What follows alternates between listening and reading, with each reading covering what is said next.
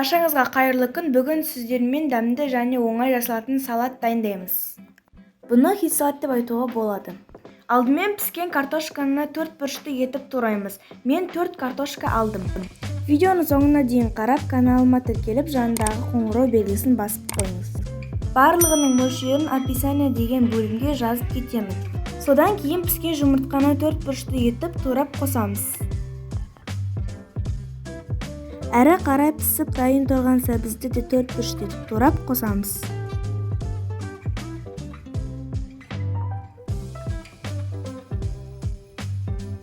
Енді тұздалған қиярды 4 бұрышты етіп турап қосамыз.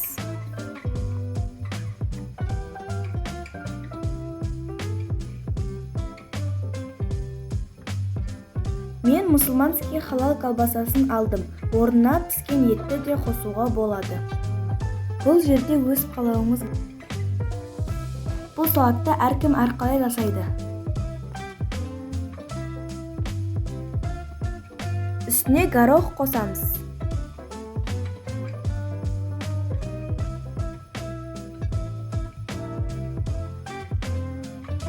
Үстіне 3 ас қасық майонез қосамыз. Оны жақсылап араластырамыз.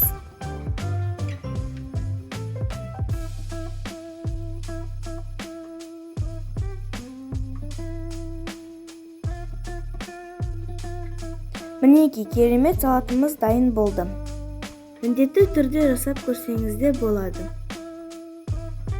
Дастарханның сәнін келтіріп, әсемдік ретінде ұсынатын болсаңыздар, осындай кольцоға салатты салып, тығыздап жинап қойсаңыздар болады. Салғаннан кейін үстін басып шығыңыздар.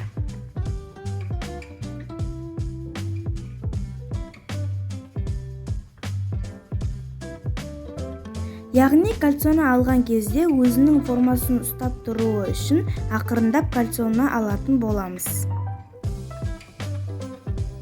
Өзінің формасын ұстап керемет болып тұрады. Көріп тұрғандарыңыздай әп-әдемі болып дастархан сәнін келтіріп тұрады. Үстіне әсемдік ретінде аздап горох салдым және укропты сәндеп қойдым. Осы видео ұнаса, каналыма тіркеліп кетуді ұмытпаңыз.